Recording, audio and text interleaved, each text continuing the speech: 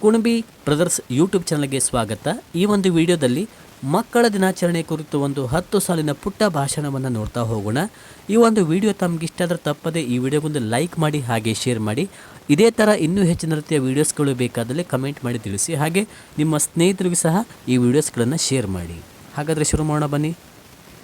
ಎಲ್ಲರಿಗೂ ಶುಭೋದಯ ಹಾಗೂ ಮಕ್ಕಳ ದಿನಾಚರಣೆಯ ಶುಭಾಶಯಗಳು.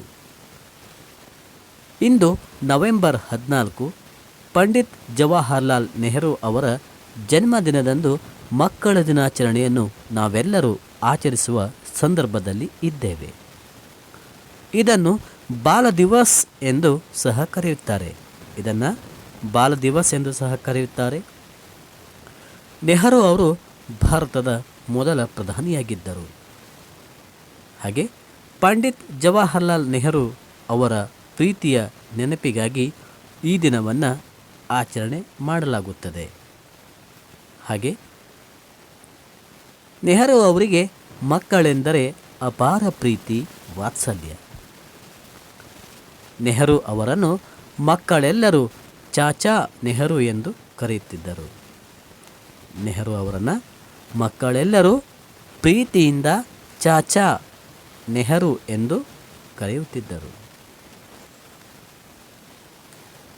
ಮಕ್ಕಳೆಲ್ಲರೂ ದೇಶದ ಉಜ್ವಲ ಭವಿಷ್ಯ. ಇಂದಿನ ಮಕ್ಕಳೇ ನಾಳಿನ ಭಾರತವನ್ನು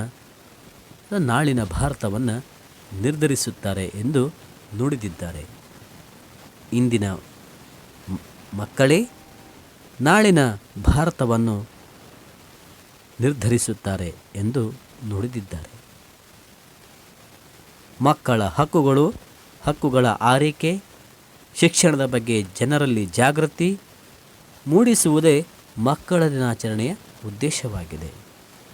ಮಕ್ಕಳ ದಿನಾಚರಣೆಯ ಉದ್ದೇಶ ಮಕ್ಕಳ ಹಕ್ಕುಗಳು, ಆರೈಕೆ, ಶಿಕ್ಷಣದ ಬಗ್ಗೆ ಜನರಲ್ಲಿ ಜಾಗೃತಿ ಮೂಡಿಸುವುದು ಮಕ್ಕಳ ದಿನಾಚರಣೆಯ ಒಂದು ಪ್ರಮುಖ ಉದ್ದೇಶವಾಗಿದೆ. ಹಾಗೆ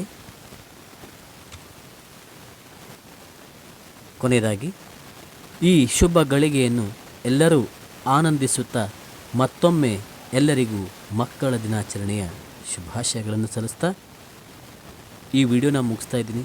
ಧನ್ಯವಾದ ವಿದ್ಯಾರ್ಥಿಗಳೇ. ಇದೇ ಥರ ನಿಮಗೆ ಇನ್ನೂ ಹೆಚ್ಚಿನ ರೀತಿಯ ವೀಡಿಯೋಸ್ಗಳು ಬೇಕಾದಲ್ಲಿ, ಹಾಗೆ ಯಾವ ತರಹ ಭಾಷಣಗಳು ಬೇಕು ಅನ್ನೋದನ್ನು ಕಮೆಂಟ್ ಬಾಕ್ಸಲ್ಲಿ ತಿಳಿಸಿ. ಓಕೆ ವಿದ್ಯಾರ್ಥಿಗಳು, ಧನ್ಯವಾದ.